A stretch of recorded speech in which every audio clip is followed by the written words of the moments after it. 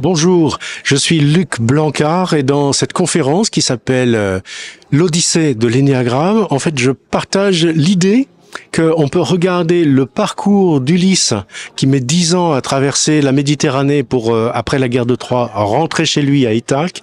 Eh bien, en fait, les différentes étapes de son voyage correspondent aux différentes bases, aux différents points de l'énéagramme, donc les neuf points principaux de l'énéagramme, sur lesquels il va rencontrer la passion correspondante, c'est-à-dire l'aspect dur, l'aspect difficile, l'aspect qui nous enferme de chacune de ces îles, et il va construire au fur et à mesure les vertus correspondantes aux 9 points de l'énéagramme.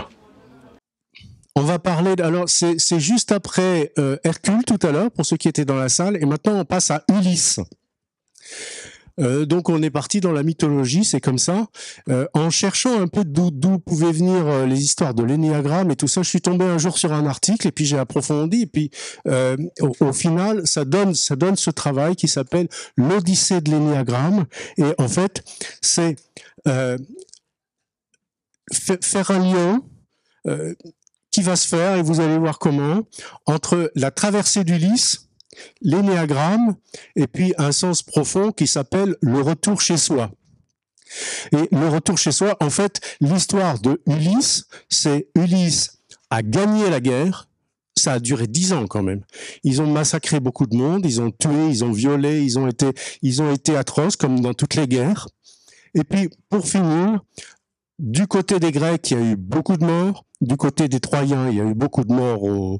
Mais le bilan, c'est que c'est quand même les Grecs qui ont gagné. Donc, ils repartent avec Hélène, la femme de ce... Enfin bref, comment il s'appelait ? Je suis pas sûr que c'était Priam. Alors, le problème, c'est qu'il y a plein de versions différentes. Donc, je vais essayer de rester sur ma version. C'est l'idée que on a gagné la guerre, donc on est des guerriers victorieux. L'histoire est toujours racontée par les vainqueurs. Et les vainqueurs vont rentrer chez eux victorieux. Donc Ulysse quitte l'endroit où était la guerre avec 12 bateaux glorieux, plein de trésors sur les bateaux, voilà, tous les guerriers sont que les vainqueurs qui sont là et qui vont rentrer. Alors, ils prennent pas tous, les 12 bateaux d'Ulysse prennent le même chemin, et puis il y a d'autres rois qui sont avec eux, qui vont prendre d'autres chemins. Les plus anciens vont rentrer en 15 jours. La plupart des autres, ils vont avoir leur bateau coulé, ils vont disparaître. Et Ulysse, il va mettre 10 ans pour rentrer. Et Ulysse qui met 10 ans pour rentrer, c'est quand même curieux. Et non seulement il met 10 ans pour rentrer, mais il arrive nu, tout seul, comme un perdant. Alors, qu'est-ce que ça signifie dans ces cas-là, rentrer chez soi ? Rentrer chez soi, c'est probablement autre chose que de simplement traverser la mer, retrouver sa femme, son fils et puis son royaume. C'est probablement autre chose, et c'est cette vision-là, cette interprétation-là que nous allons explorer là maintenant. Qu'est-ce que ça veut dire retourner à soi ? Et alors, pour ceux qui sont lecteurs éventuellement de Annick de Souzenel, on est très proche de cette idée, c'est que le retour à soi, c'est après avoir, pour le coup, été vainqueur, donc s'être montré vainqueur sur Terre, c'est aller voir qu'est-ce qui se passe quand on traverse la mer, et la mer, c'est le monde intérieur. Et du coup, à ce moment-là, les créatures tout à fait extraordinaires que Ulysse et ses compagnons vont rencontrer prennent un tout autre sens si finalement il s'agit d'aller rencontrer ces démons intérieurs. Donc, il sort de la guerre de Troie avec ses 12 bateaux, et puis il va y avoir, comme probablement beaucoup d'entre vous le savent, il va y avoir plusieurs arrêts. Ce ne sont pas des escales, ce sont des arrêts vraiment. Et le premier endroit où on s'arrête, c'est sur l'île des Lotophages. Alors c'est étonnant cette histoire de Lotophages, c'est pas compliqué, les Lotophages, ils sont très cool. Clairement, c'est des gens qui consomment, qui mangent de la fleur de lotus, et la fleur de lotus les drogue, et ils sont là sans souci, sans conflit, sans dispute, sans rien du tout. Voilà. Et en fait, la fleur de lotus a cette particularité, c'est que quand Ulysse et ses compagnons arrivent sur l'île, on va leur proposer la fleur de lotus, ils vont tous en consommer, sauf Ulysse, qui est peut-être un peu plus malin, on ne sait pas pourquoi. Et puis, t'es sûr, il faut qu'on rentre chez nous, mais on est bien ici. Chez nous, c'est ici, en fait. Pourquoi est-ce qu'on resterait pas là? Et puis, voilà, ça dure des jours et des jours. Et en fait, ils sont tous drogués à l'idée que, ben voilà, chez moi, c'est là. Et il faut vraiment qu'Ulysse se mette en colère. Il est furieux. Il va les prendre un à un. Un à un, il va les attacher aux rames et il va dire non, chez vous, c'est pas ici, c'est à Ithaque, il faut qu'on rentre et on va tous se mettre à ramer. Et donc, c'est là l'idée que cette première, en réalité, c'est évidemment une initiation. C'est que si nous partons tous dans la consommation, et on sait tous ce que c'est, la consommation de tout un tas de produits, de tout un tas de substances, de temps, de travail, de choses qui nous font oublier qui nous sommes, eh bien, en fait, on oublie pour quelle raison on est là, on oublie le sens qu'on veut donner à son voyage. Le sens du voyage, là, pour toute l'équipe d'Ulysse, c'était rentrer chez nous, retrouver nos maisons, retrouver nos familles, etc. On oublie ça, et donc, en fait, au niveau, cette fois-ci, au niveau intérieur, c'est oublier qu'est-ce qui est essentiel pour nous. Et donc, le premier renseignement pour cette étape des lotophages, c'est de se relier à l'action essentielle. Mais en fait, est-ce que c'est juste tout ce que je consomme? Ou bien est-ce qu'il n'y a pas quelque chose d'essentiel, qui a du sens, qui me relie à la raison pour laquelle je suis ici en vie? Donc voilà, déjà, on est parti dans quelque chose qui nous explique que la traversée d'Ulysse, c'est autre chose que simplement, passer des épreuves. C'est autre chose que ça. Après l'île des lotophages, je vais un peu vite parce que 10 ans résumés en moins d'une heure, vous imaginez, il va falloir qu'on y aille. Donc, après avoir quitté l'île des lotophages, les vents amènent tous les équipages d'Ulysse sur une autre île qui est l'île des Cyclopes. Tout le monde a entendu parler des Cyclopes. Vous avez l'image de ces personnages assez monstrueux, des géants puissants, avec un seul œil, et qui maltraitent tout ce qu'il y a autour d'eux, sauf leur propre troupeau, parce que c'est ce qui va les nourrir. Et donc, on peut dire, ils sont dans une sorte d'abus, d'excès permanent, ils font la loi chez eux, et puis alors, l'interaction avec le groupe d'Ulysse, c'est que c'est pas compliqué, ils vont tout de suite, Ulysse va dire, non mais tu peux pas te comporter comme ça. Il va vouloir lui faire la morale, lui rappeler que les dieux vont le juger et que probablement ils vont le punir. Et alors là, le cyclope avec lequel ils vont interagir, eh bien, ce cyclope dit, mais vraiment, il en a rien à foutre des lois des dieux. Alors, hop, tout le monde est enfermé dans la caverne du cyclope. Il va commencer par en croquer deux et probablement, il risque de les croquer tous les uns après les autres. Et il y a deux moyens de s'en sortir face à cette situation qui est une situation où il n'y a pas de loi et où on a un seul œil, c'est-à-dire on est borné, il y a une seule façon de voir les choses et puis c'est moi qui fais la loi et j'y vais. Et comme de toute façon je suis plus fort, c'est moi qui gagne. Il y a un seul moyen, c'est surtout de ne pas vouloir le convaincre, c'est surtout de ne pas vouloir lutter. Alors il va y avoir une première chose, c'est qu'ils vont lui proposer du bon vin. Et comme il ne sait pas s'arrêter de boire, il va être complètement saoul. Et comme pendant qu'il est complètement saoul, il s'endort. Et une fois qu'il s'endort, on va lui crever l'œil.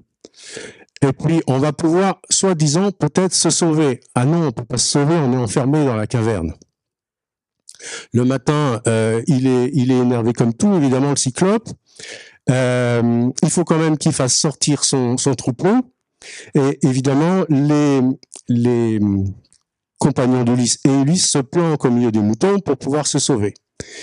Et il a eu quelque chose, il a eu un réflexe, et celui-là, c'est une information essentielle pour nous, c'est quand Ulysse a eu cette idée, quand le cyclope lui a demandé d'abord qui es-tu, il lui a dit mon nom est personne. Et alors là, c'est super intéressant parce que mon nom est personne, ça signifie tout simplement je laisse tomber mon ego. J'arrête d'exister. J'arrête de vouloir dire je suis le roi qui a gagné la guerre. Non, je suis personne. Grâce à ça, on se faufile au milieu des moutons, on sort de la caverne, et quand le cyclope appelle à la rescousse ses collègues, parce qu'il y en a plein sur l'île, d'autres cyclopes, il dit, mais qu'est-ce qui t'est arrivé, qu'est-ce qui se passe? Eh bien, à ce moment-là, il dit, on m'a attaqué, qui donc? Personne. Il est ridiculisé auprès de tous les autres. Et en fait, tout ce passage-là, c'est l'idée qu'il s'agit de passer par quelque chose qui est reconnaître sa fragilité pour pouvoir se faufiler.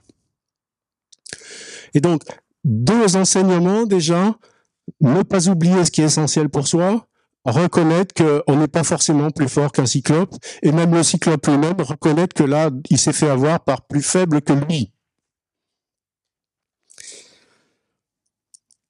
Alors je continue. Les vents vont maintenant emmener l'équipage sur l'île qui s'appelle l'île d'Éole. Et l'île d'Éole, c'est l'île qui est dirigée par le maître des vents. Et elle-même, c'est une île qui flotte au vent. C'est une île qui n'est pas, elle n'est pas accrochée au continent, elle n'est pas accrochée au sous-sol de la mer. Et sur cette île, ce qu'on ne supporte surtout pas, c'est, excusez-moi, j'ai tourné trop vite mes pages. Ce qu'on ne supporte surtout pas, c'est l'ennui. Et donc, l'île tourne une fois à gauche, elle tourne une fois à droite, et puis on est tout le temps en train d'organiser des fêtes, et on est tout le temps en train de vivre c'est une fête sans fin. On se fait plaisir, on a des grandes conversations spirituelles, et finalement, dans cette fête sans fin, dans ces longues conversations spirituelles, on ne construit jamais rien. Et donc, on pourrait y rester éternellement, sans jamais la quitter, cette île. Mais comme Ulysse est branché sur cette idée que j'ai une action essentielle, c'est rentrer chez moi, il s'adresse au roi, il arrive à trouver un accord avec le roi, et l'accord avec le roi, c'est, bon, de toute façon, on peut pas partir d'ici si c'est l'île qui a tous les vents, donc les bateaux, ils arrivent toujours ici, quoi qu'il arrive. Donc, si tu veux, si vraiment je comprends que ta volonté avec ton équipage, là, c'est de rentrer chez toi, je vais mettre tous les vents ensemble dans un grand sac, et puis, je vais bien fermer ce sac, et tu emmènes ça, et il n'y a plus qu'un seul vent, celui qui te ramène droit sur Ithaque. Et donc, comme je suis le maître des vents, ça va marcher. Donc, ok, donc, les bateaux s'en vont, Ulysse, qui se méfie un peu de ses compagnons, il a l'œil toujours sur ce sac avec tous les vents qui sont planqués là-dedans. Et puis, effectivement, très très rapidement, les voilà en vue d'Ithaque, qui vont pouvoir rentrer chez eux, etc. Mais la traversée se passe pas très bien, c'est que Ulysse passe son temps à devoir surveiller ce sac, dans lequel il y a tous les vents, parce que il a dit à tout le monde, c'est les vents qui sont là-dedans, il faut surtout pas y toucher, mais en particulier son second, il se dit, c'est quand même curieux qu'ils tiennent autant à ce sac. Il est possible qu'il y ait quelque chose d'autre de précieux là-dedans et qui nous a raconté des histoires. Et donc, au bout de 8 ou 9 jours où Ulysse n'a pas fermé l'œil, il finit quand même par s'endormir. Et au moment où on voit l'île d'Ithaque et on est prêt à aborder à Ithaque, ils disent, vite fait, on va ouvrir ce sac pour pouvoir se partager les trésors qui sont là. Et évidemment, en ouvrant le sac, qu'est-ce qui se passe? Ça libère tous les vents. Et hop, tout le monde s'éloigne et se retrouve à nouveau en pleine mer. Alors, de quoi ça parle, cette histoire? Eh bien, ça parle d'une part de la nécessité de choisir une seule direction, et que si on est dans l'avidité, dans la gourmandise, eh ben on va pas y arriver. Et donc cette fois-ci, on vient regarder ce nouvel enseignement pour Ulysse et ses compagnons, choisir une seule direction, choisir un seul vent, et non pas se fier à tous les vents, sinon on n'arrive pas à destination. Et le mot qui apparaît ici, c'est par rapport à la dispersion, c'est la sobriété. C'est se réunir et choisir par où on veut aller et monter de façon réaliste les choses une à la fois.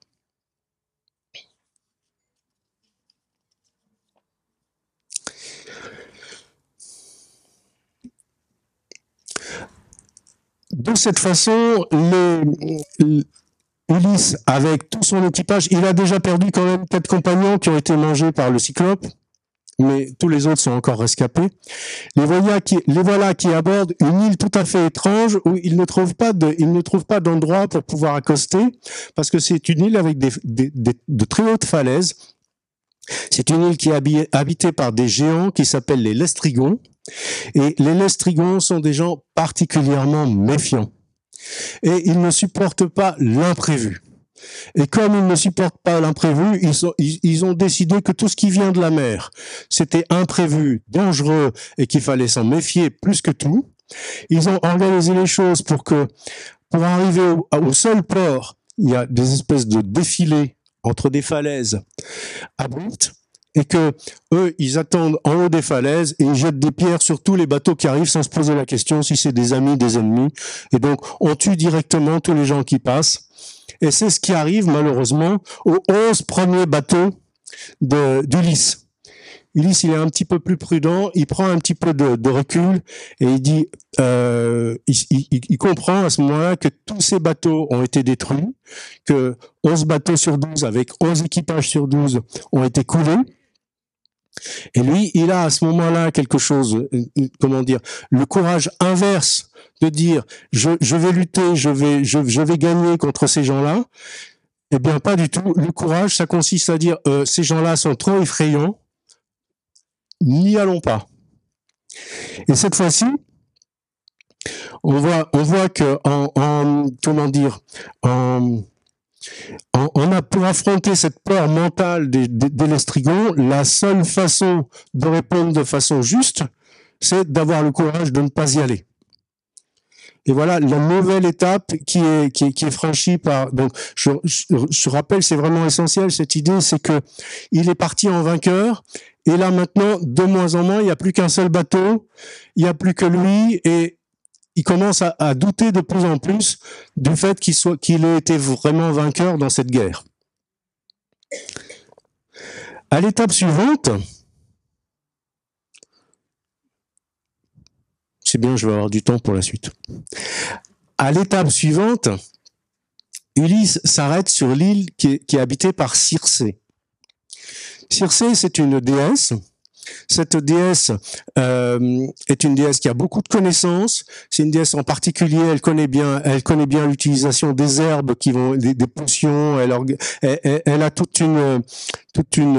un tas de laboratoires dans lesquels elle peut pratiquer à la fois de l'alchimie puis à la fois des soins. Et puis, à cause de toutes les connaissances qu'elle a accumulées, elle se méfie énormément de toutes les intrusions. Et donc, elle vit dans un endroit qui est reculé très profondément, tout au fond d'une forêt qu'il faut traverser pour pouvoir y arriver. Avec tout ce qui s'est passé jusque-là, Ulysse est un petit peu encore plus prudent. Il laisse aller tout son équipage.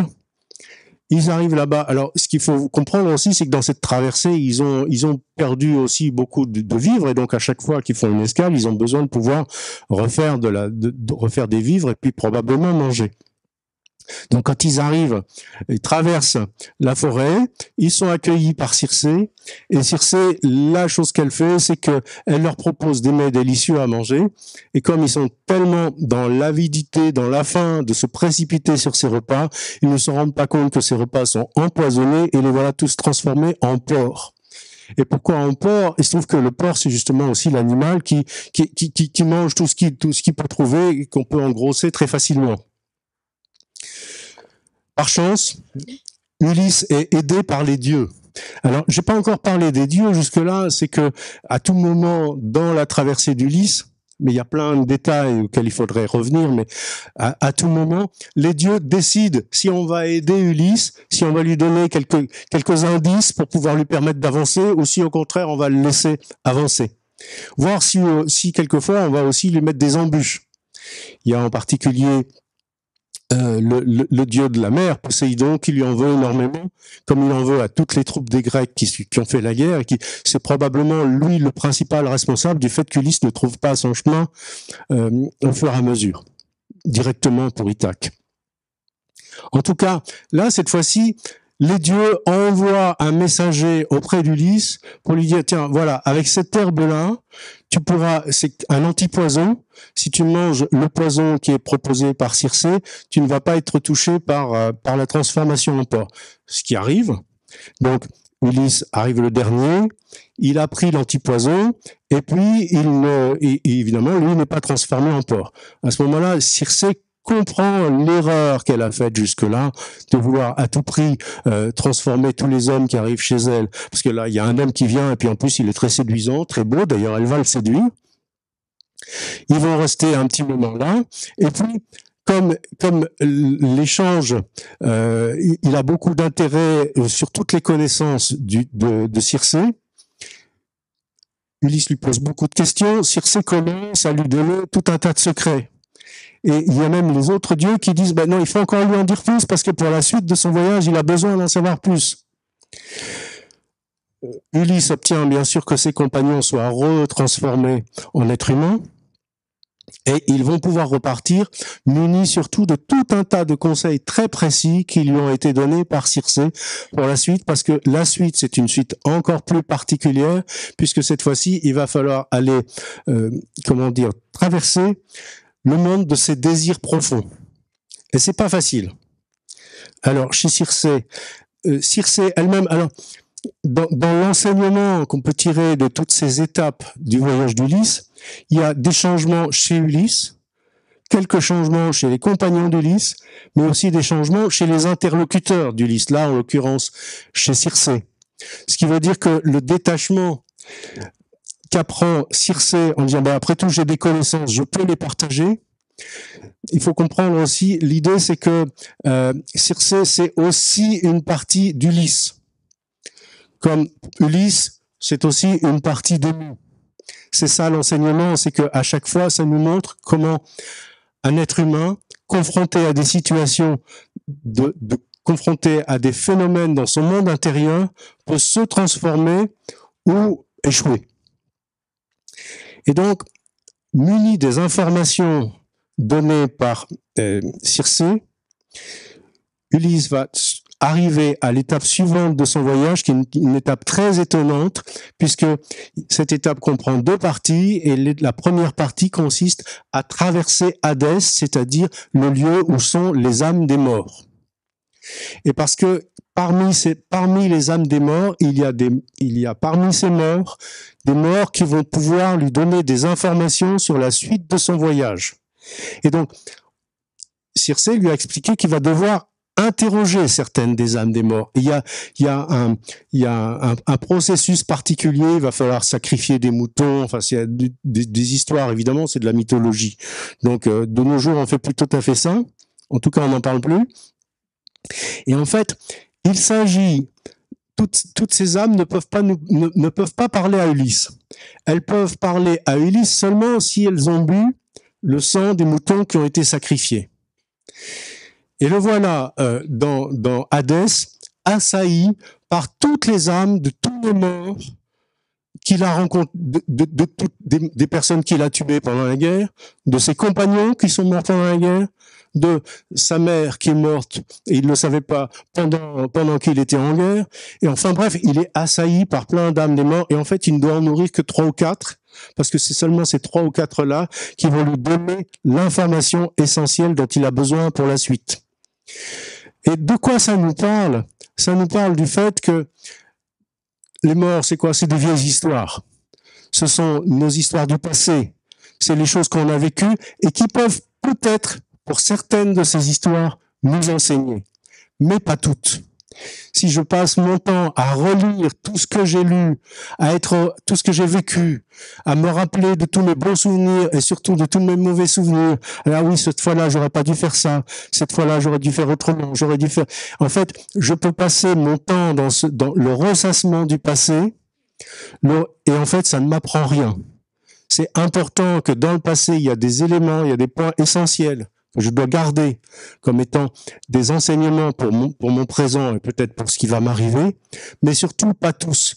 Donc, c'est cette histoire d'arriver à trouver, à choisir les bons éléments dans mon passé dont je vais avoir besoin pour pouvoir continuer ma route et ne pas m'attarder sur les autres éléments.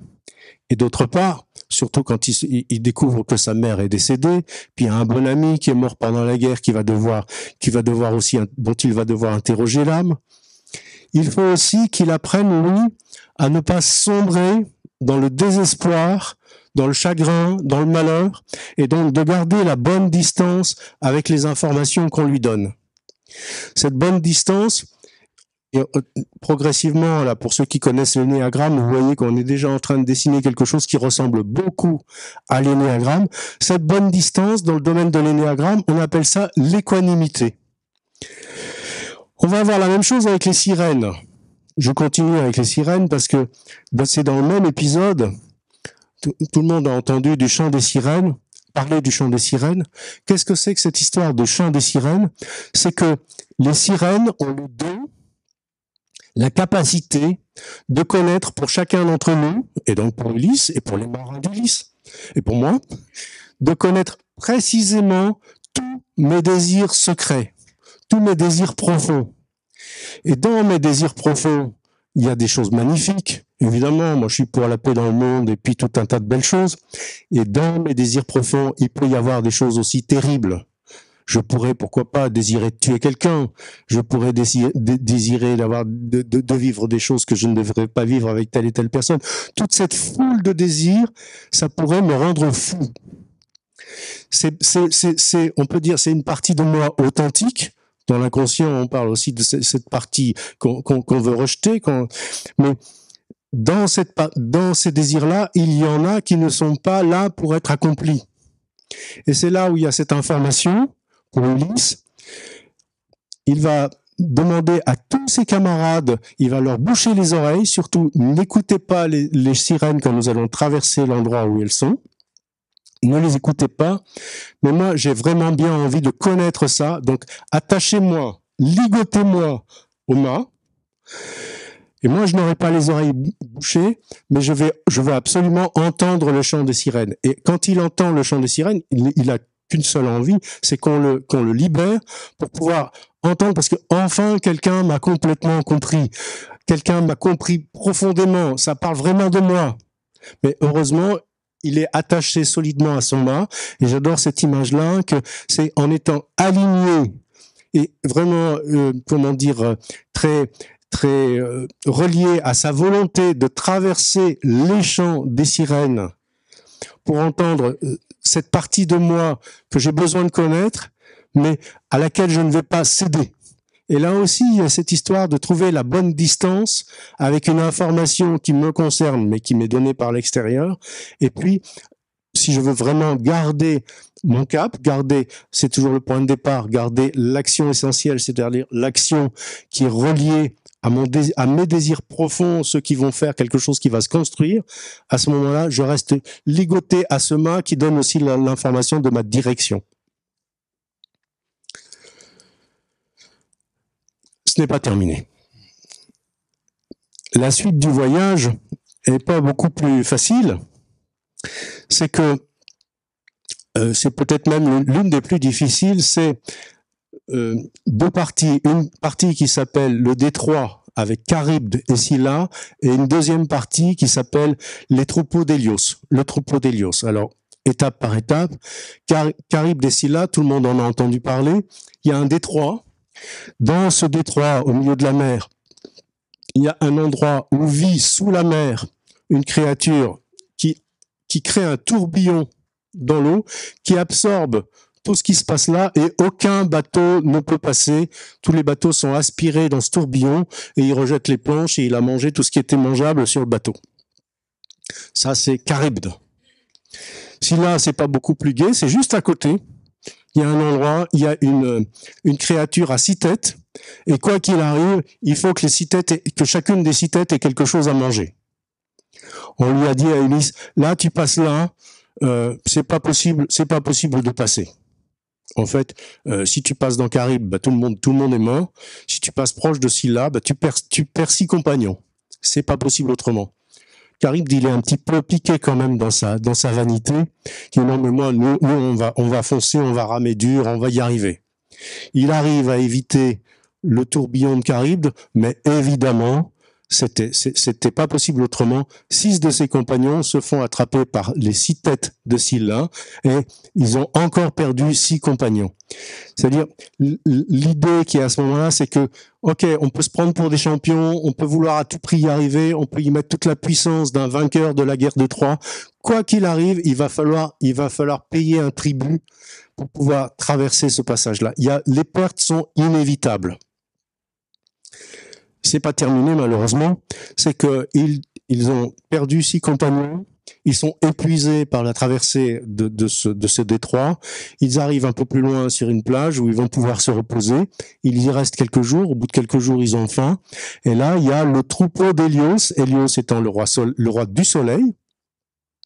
Et ce troupeau, ce sont des bêtes magnifiques d'ailleurs, qui ont des parures dorées. Et au bout de quelques jours, quand même, on a dit clairement à Ulysse, il faut pas toucher au troupeau d'Hélios. Mais naturellement, une fois de plus, les compagnons n'obéissent pas, ils sont affamés, ils vont tuer l'une des bêtes qu'ils vont manger. Et dès qu'ils vont monter sur leur bateau, il reste plus qu'un seul bateau, je vous le rappelle, le bateau va être ramené inévitablement vers le détroit où se trouve Charybde des Scylla, et il va être emmené dans le fameux tourbillon. Il va y avoir un seul rescapé qui, au dernier moment, saute hors du bateau, s'accroche à une planche et nage plus vite que tout le monde et réussit à retrouver un chemin, et probablement grâce à l'aide des dieux, c'est évidemment Ulysse. Il ne reste plus que Ulysse parmi tout l'équipage du dernier bateau, les autres bateaux ayant disparu depuis longtemps. Ulysse, bien fatigué, il rame sur son radeau, il finit par accoster sur l'île où se trouve Calypso. Calypso, c'est pas un mythe, Calypso, c'est vraiment la déesse Calypso, la plus belle des femmes qui existent au monde. Elle est d'une gentillesse absolue. J'ai oublié de cliquer là-dessus, tiens, j'aurais dû. Voilà. Reconnaître ses limites, je reviens un peu en arrière, reconnaître ses limites, reconnaître que quoi qu'il arrive, il va y avoir des morts. En l'occurrence, dans le détroit, c'était pas possible autrement. Et reconnaître que tout le monde est vraiment touché par toutes ces pertes au cours de cette dernière étape de la traversée, c'est être relié à son authenticité. Il arrive sur l'île de Calypso désespéré. Désespéré, très touché, il se dit c'est fichu, de toute façon, je croyais être un roi, je croyais être un vainqueur, je suis plus rien du tout. Calypso est là pour l'accueillir, elle va le nourrir, elle va le loger, l'île est paradisiaque, elle va bien sûr le séduire. Elle va elle-même être séduite, elle va se dire mais cet homme magnifique, cet homme c'est vraiment un je voudrais en faire un dieu. Et nuit après nuit, ils vont bien sûr s'unir toutes les nuits, et toutes les nuits, elle va lui dire écoute Ulysse, moi je t'aime, ce que je veux c'est je veux faire de toi un dieu. Et je peux même t'offrir non seulement de devenir un dieu, mais je peux t'offrir la jeunesse éternelle. Et jour après jour, Ulysse retourne sur la plage et oui, mais en fait, moi, ce que je veux, c'est retrouver Pénélope. C'est retrouver mon féminin à moi, pas un féminin qui veut finalement, qui veut profiter de moi et ne pas, et comment dire, et pas vouloir simplement que je sois moi-même tel que je suis entier. Ça dure 7 ans, cette affaire-là. Sur les 10 ans, il y a 7 ans chez Calypso. Alors, je trouve ça intéressant que ça dure 7 ans parce que les 7 années chez Calypso nous apprennent... j'aurais pas dû aller si vite, c'est pas grave. J'y arrive quand même ? Oui, allez, Calypso.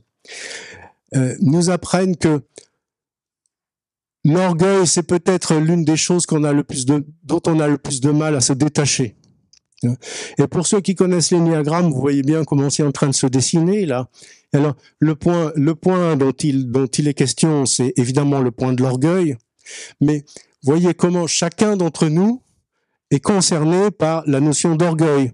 L'orgueil de vraiment savoir, l'orgueil évidemment pour Calypso de proposer le meilleur à Ulysse, mais donc de pouvoir donner le maximum à un homme, mais aussi l'orgueil d'avoir réussi, l'orgueil d'avoir eu de bonnes idées, l'orgueil d'avoir été suffisamment fort dans cette situation, l'orgueil d'avoir été la personne utile au bon moment.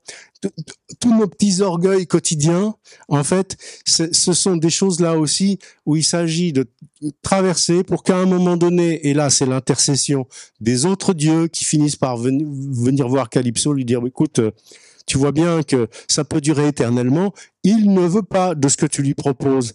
Et donc il faut qu'en échange de son humilité, Calypso dit ok, je laisse partir parce que je vois bien que quoi que je puisse lui donner, je vais pas pouvoir le retenir. Lui, ce qu'il veut, c'est rentrer chez lui, c'est-à-dire se retrouver. En fait, c'est ça l'histoire, c'est vraiment se retrouver entier. Et donc, elle va le laisser partir sans trop l'aider. En réalité, il repart quasiment sur un radeau. Et la dernière étape de son voyage va le faire à nouveau, échouer sur une île qui est l'île des Phéaciens. Alors, l'île des Phéaciens, les Phéaciens, c'est un royaume sur lequel on est particulièrement attentif à l'étiquette, à faire les choses exactement comme elles doivent être faites et bien faites. Et c'est très étonnant parce que d'abord, il aborde sur une plage. Il est nu, il a perdu son radeau en route, et c'est des jeunes filles qui viennent, qui sont en train de jouer. Elles se sauvent toutes. Il reste seulement Nausicaa, la fille du roi, qui dit non, mais on va au moins lui donner quelque chose pour qu'il puisse s'habiller, parce qu'il peut pas se présenter devant le roi comme ça. Et tout le séjour d'Ulysse chez les Phéaciens, c'est la même chose, c'est il faut respecter l'étiquette, il faut bien faire les choses, il faut faire les choses dans l'ordre. Donc l'une des premières choses qu'on fait quand on respecte l'hospitalité, c'est qu'on ne demande même pas à l'hôte qui il est, mais on lui donne à manger. Et justement, il va y avoir des fêtes, c'est le hasard qui veut qu'il y ait des fêtes, ça n'a rien à voir avec l'arrivée d'Ulysse. Donc on va l'habiller correctement, on va lui donner à manger, puis quand il est un peu reposé, il va y avoir un spectacle parce qu'il y a justement Barrueco qui est là avec sa guitare. Et Barrueco, il est en train de chanter justement, une ode aux guerriers qui ont gagné la guerre de Troie. Et évidemment, ça fait pleurer Ulysse. Et comme ça le fait pleurer, raconte-nous en fait, qui es-tu? Et il est obligé de dévoiler qui il est. Je suis Ulysse. Et en fait, vous croyez que la chanson dit que je suis un guerrier magnifique, puissant, rusé, fort, qui a tué plein de monde. Et en fait, regardez, je suis arrivé ici dans une sorte d'échec, en ayant perdu tous mes compagnons. Il y a des choses que j'ai réussies, mais il y a beaucoup de choses que j'ai ratées. Et donc, il s'agit chez les Phéaciens de reconnaître la réalité et de pouvoir donner le discours vrai de ce qui est vrai, avec humilité, c'était à l'étape précédente, mais avec aussi la sérénité de reconnaître que l'important, c'est que je sois arrivé jusque là où j'en suis. C'est pas de vouloir être meilleur que tout le monde, c'est pas de vouloir être le gagnant, c'est pas de vouloir être parfait comme veulent l'être les Phéaciens, c'est déjà d'être vivant et de reconnaître toutes les limites qui sont mes propres limites en tant qu'être humain. Et comme vous le voyez, Ulysse a ainsi fait le tour. Exactement dans cet ordre-là. Et c'est ça qui est étonnant, parce que pour ceux qui connaissent, ça se termine évidemment après avoir fait le tour. Il va enfin pouvoir retourner à Ithaque. Il se passe des choses très intéressantes à Ithaque, mais c'est pas le propos d'aujourd'hui. Le propos d'aujourd'hui, c'est de constater que, il y a encore un petit épisode avant d'arriver à Ithaque, c'est que les Phéaciens, évidemment, offrent à Ulysse un bateau, des rameurs, des cadeaux, des trésors, tout un tas de choses magnifiques pour qu'il puisse quand même arriver, au bout du compte, comme un guerrier vainqueur à Ithaque. Mais en fait, Poséidon, il n'est pas d'accord avec ça, et il va faire couler à nouveau le bateau des Phéaciens, pas le bateau d'Ulysse, le bateau des Phéaciens, qui en ont voulu trop, qui ont voulu se croire. Parce que Ulysse leur a bien dit, non, mais Poséidon n'est pas d'accord.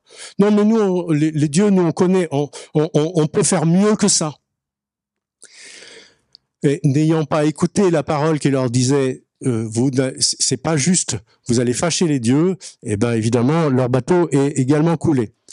Ulysse s'en sort, il arrive à Ithaque, il va devoir se faire reconnaître. C'est quelque chose que vous pourrez lire si vous lisez l'Odyssée, c'est passionnant. Mais surtout, Ça nous permet de définir sur le même schéma, strictement le même schéma, mais en sens inverse de l'ordre habituel quand on présente l'énéagramme. Vous avez sur le même schéma, l'énéagramme, c'est une figure à 9 points autour d'un cercle. C'est une figure à 9 points et les points sont numérotés de 1 à 9 dans le sens des aiguilles d'une montre. Et en fait, Ulysse, il a juste fait que remonter le courant en commençant par le point 9 et par remonter pour arriver jusqu'au point 1 et sortir non pas vainqueur comme il était vainqueur de la guerre de Troie, mais vainqueur de ses démons intérieurs. Puisque évidemment, il s'agit de nos démons intérieurs. À nouveau, pour les lecteurs d'Annick de Souzenel, l'idée de au moment de la Genèse, quand Dieu dit à Adam, voilà tous les animaux, tu dois les nommer, et à ce moment-là, ils pourront être à ton service. Il s'agit en fait de nommer nos démons intérieurs, nos animaux intérieurs, pour pouvoir les comprendre. Et ces animaux intérieurs, eh bien, ils ont pour nom la colère, ils ont pour nom l'orgueil, ils ont pour nom le mensonge. En fait, tous ces animaux intérieurs, il s'agit de les nommer pour pouvoir les transformer. Et la seule erreur que Adam fait quand il cède au serpent qui lui dit mais t'embête pas à tout ça, il y a justement l'arbre de la connaissance, cueille une pomme, tu sauras tout, c'est que à ce moment-là, Dieu dit non, il faut passer par toutes les étapes de rencontrer tes animaux intérieurs pour pouvoir transformer ta relation avec ces animaux intérieurs. Et si c'est pas le cas, ce qui va se passer, encore une fois, traduction Annick de Souzenel, à ce moment-là, tes animaux enfanteront leur information, leur enseignement dans la douleur, dans ta douleur. Et ça n'a rien à voir avec ce que tout le monde a entendu, c'est femme, tu enfanteras dans la douleur. Non, c'est tu vas explorer ton féminin intérieur, c'est-à-dire ton inconscient. Tu vas explorer, tu vas traverser ton féminin intérieur en ayant un à un rencontrer chacun de ces animaux intérieurs, mais avec de la douleur. Alors, on pourrait parler assez longtemps de ce schéma de l'énéagramme. Peut-être c'est une question que je pourrais vous poser là maintenant, c'est en fait dans la traversée d'Ulysse, toutes ces étapes, il les passe successivement. Il se dépouille successivement de toute sa superbe pour arriver nu à Ithaque et pour pouvoir retrouver son trône, retrouver son royaume et retrouver Pénélope. Dans la vraie vie, chacune de ces étapes, nous devons les passer. Mais l'enseignement qui est donné cette fois-ci par l'énéagramme, c'est que chacun d'entre nous, très probablement, on s'attarde plus particulièrement sur l'une des îles. Et donc, nous sommes, chacun d'entre nous, un peu plus concernés par l'un des éléments qui peut être, je vais reprendre dans l'ordre où ils ont été décrits pour Ulysse, l'oubli de notre désir profond chez les lotophages, l'abus, l'excès, les excès en tout genre, la dispersion chez Éole, l'enfermement dans le peur mental chez les Lestrigons, l'avarice de Circé, l'envie ou l'insatisfaction ou la mélancolie chez au royaume des morts à Hadès ou bien avec le chant des sirènes, la vanité de se dire que je vais à tout prix pouvoir passer au milieu du détroit entre Charybde et Scylla, l'orgueil de Calypso qui est persuadée qu'elle va en donnant tout ce qu'elle a à donner et encore plus à Ulysse, elle va pouvoir le persuader de rester là. Et en fait, tout ce qu'elle a besoin, c'est l'amour d'Ulysse qu'elle obtient jamais. Ou bien le perfectionnisme des Phéaciens. Donc ça, c'est les 9 points qu'on décrit quand on décrit l'énéagramme avec les 9 bases. Et l'énéagramme, quand on découvre l'énéagramme, qu'on le pratique longuement, qu'on travaille avec des groupes, on s'aperçoit qu'effectivement c'est d'une finesse et d'une précision absolument, qui n'est jamais trompée en fait.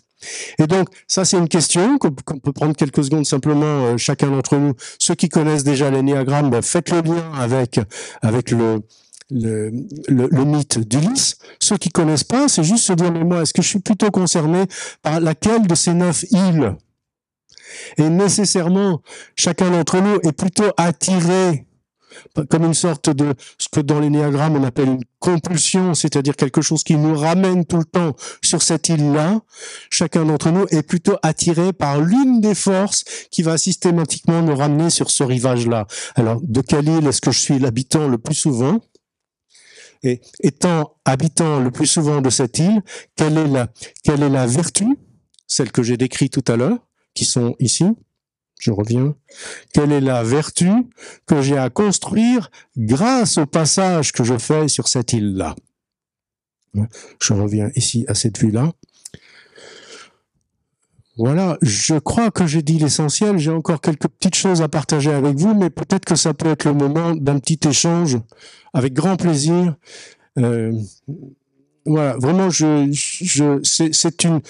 Alors, il y a des personnes qui ont fait cette exploration-là. Je l'ai simplifié et puis j'ai essayé de mettre les mots les plus adaptés dans chacune des étapes en fonction de l'histoire et puis en fonction de ce qui me semblait intéressant à communiquer pour faire le lien avec l'énéagramme. Mais vraiment, avec beaucoup de plaisir, je suis prêt à échanger avec vous, en particulier ceux qui connaissent l'énéagramme et qui voudraient donner quelques précisions, et aussi ceux qui connaissent pas, qui se disent bah, est-ce que ça vous parle? Je le dis tout fort. Tu le dis tout fort. Oui, oui. Est-ce que par hasard Pénélope ce serait pas un retour vers son âme? Alors, en fait, la question posée par Rose, c'est est-ce que Pénélope représente le retour vers son âme? Alors, en fait, dans la mythologie, à chaque fois, toutes les choses peuvent être interprétées de plein de façons différentes. Donc, pourquoi pas? Moi, ce que je vois surtout, c'est il y a un homme, donc un masculin puissant, qui est un guerrier, un roi, qui a gagné. Il a gagné sur Terre. Donc, il a gagné dans la partie visible. Et là, maintenant qu'il va traverser la mer, il va devoir gagner, mais d'une autre façon, c'est-à-dire en fait perdre. Cette fois-ci, il s'agit de perdre en traversant la partie invisible. Et donc, il s'agit de faire l'union. Donc, il va effectivement retrouver son épouse. Donc, il va refaire l'union au niveau de la terre, mais après avoir fait l'union à l'intérieur de lui. Moi, je vois plutôt ça. Mais ça pourrait s'interpréter comme ça aussi. Donc, comme une fois que chacun d'entre nous a accepté avec son masculin extérieur d'explorer et de se confronter à son féminin intérieur, à ce moment-là, il peut être un homme un peu plus complet pour pouvoir, cette fois-ci, épouser de façon complète son partenaire. D'autres commentaires? Vraiment, c'est bien si c'est un échange. Hein.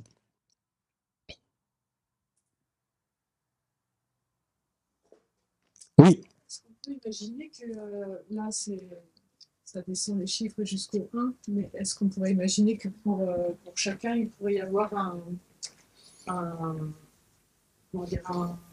trajet aléatoire entre le numéro?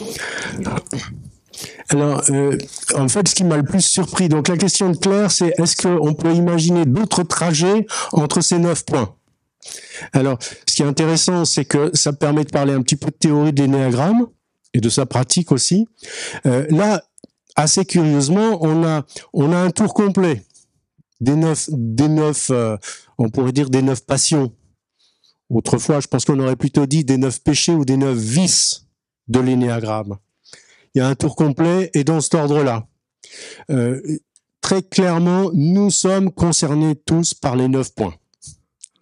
Il se trouve qu'il y en a un qui est comme si c'était notre point privilégié, c'est-à-dire celui où, en situation de difficulté, en situation, encore une fois, comme on dit dans le monde de l'énéagramme, en situation de stress, en situation de rétrécissement de soi-même, on se réfugie dans l'une de nos îles, si on peut dire. Et c'est toujours la même.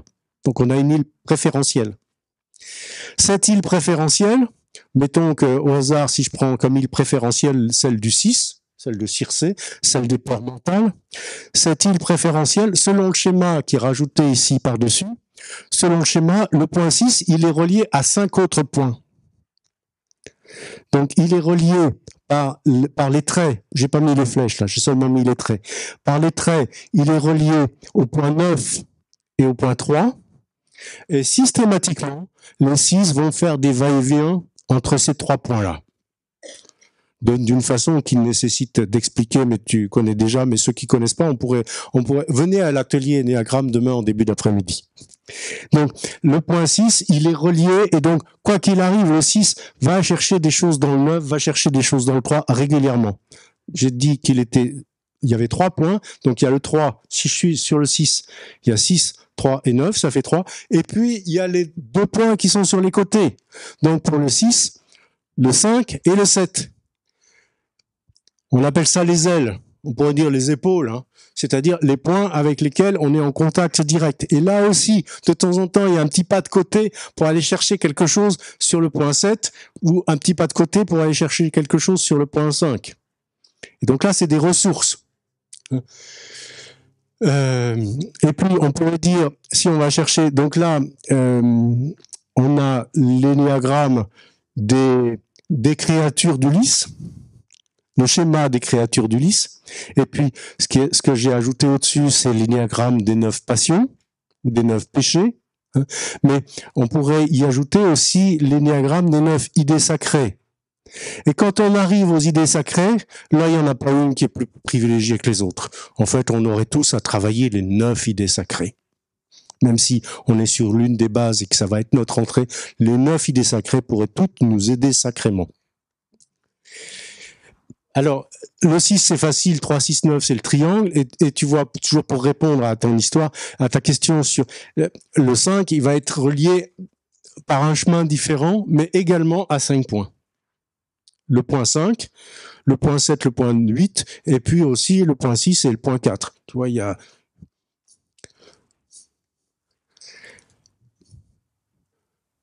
Oui.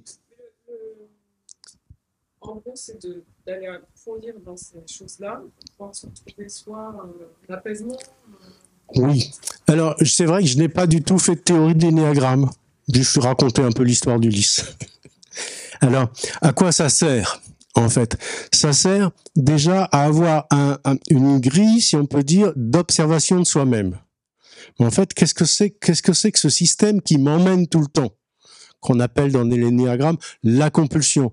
Quoi qu'il arrive, je vais fonctionner de la même façon. Si je suis sur le point 4, quoi qu'il arrive, de toute façon, je serai insatisfait. On peut même me donner des choses merveilleuses, on peut me donner plein de compliments, on peut me dire « Oui, mais tu comprends, il y avait un truc qui allait... » Quoi qu'il arrive, si je décide de regarder ce côté-là, je vais être insatisfait. Et donc, puisque je le sais, je vais apprendre progressivement à voir mon insatisfaction. Je vais apprendre progressivement que c'est juste un mécanisme qui m'emmène. Et je vais apprendre progressivement que grâce à ça, je peux le remplacer par une juste distance avec tout ce qui arrive autour de moi, et que c'est pas parce que le monde m'en veut, c'est parce qu'il y a des événements qui arrivent autour de moi, et point, c'est tout. Et je peux les mettre à cette distance qu'on appelle l'équanimité. C'est pas l'indifférence, hein, c'est l'équanimité. Et donc, en fait, du coup, si on le prend en termes de développement personnel, qui est l'une des dimensions de l'énéagramme, c'est déjà une très bonne façon d'aller retrouver son équilibre pour des personnes qui peuvent être dans des situations où ils peuvent vivre des périodes de leur vie difficiles. Ça, c'est la partie développement personnel.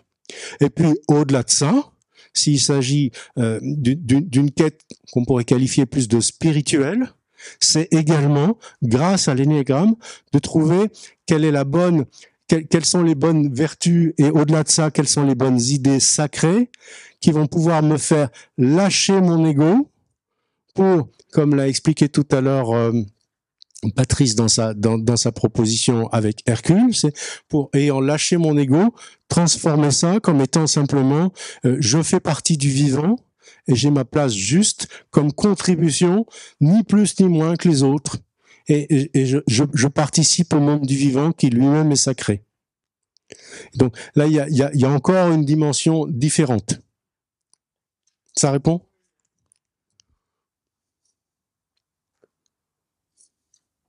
Oui? Tu veux le micro? Non, non.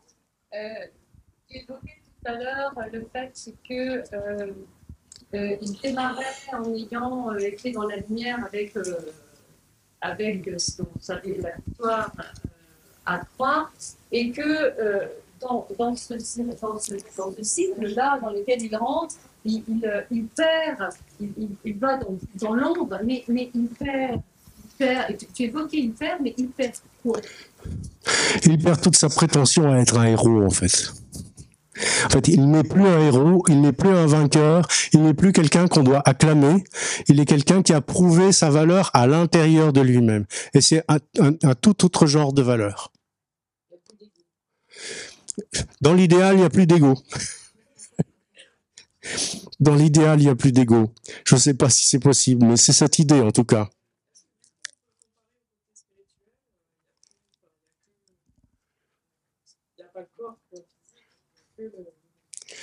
Alors, à la fois oui et non.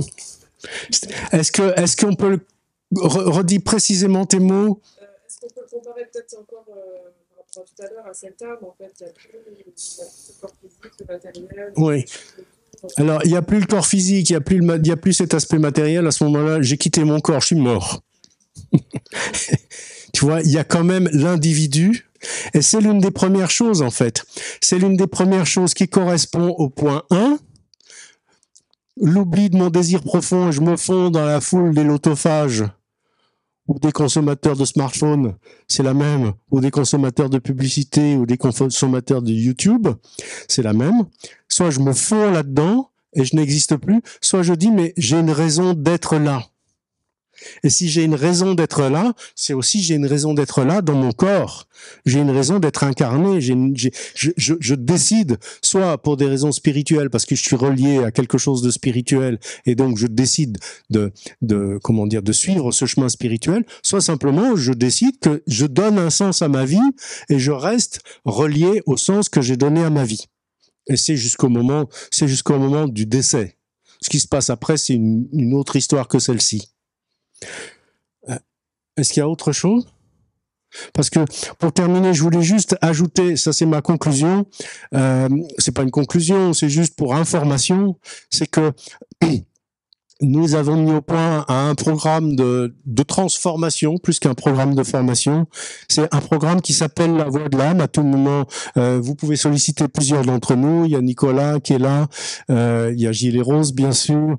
Je ne sais pas si j'oublie quelqu'un. Il y avait probablement Laurence, elle a disparu. Il y a Laurent qui est là, voilà. On est plusieurs dans l'équipe de formateurs à avoir mis au point ce programme qui s'appelle La Voix de l'âme. Ce programme, La Voix de l'âme, c'est 6 stages de 3 jours, donc 18 jours de formation, et c'est 18 jours de transformation pour parcourir justement, non pas le chemin du lys, il n'y a pas de danger au point de vue de rencontrer des animaux sauvages ou des créatures, mais c'est une traversée à l'intérieur de soi avec un groupe. Voilà pour ce qui est de La Voix de l'âme. Est-ce qu'il y a autre chose, un commentaire ou que sais-je? Et sinon, on va s'arrêter là. Merci à vous.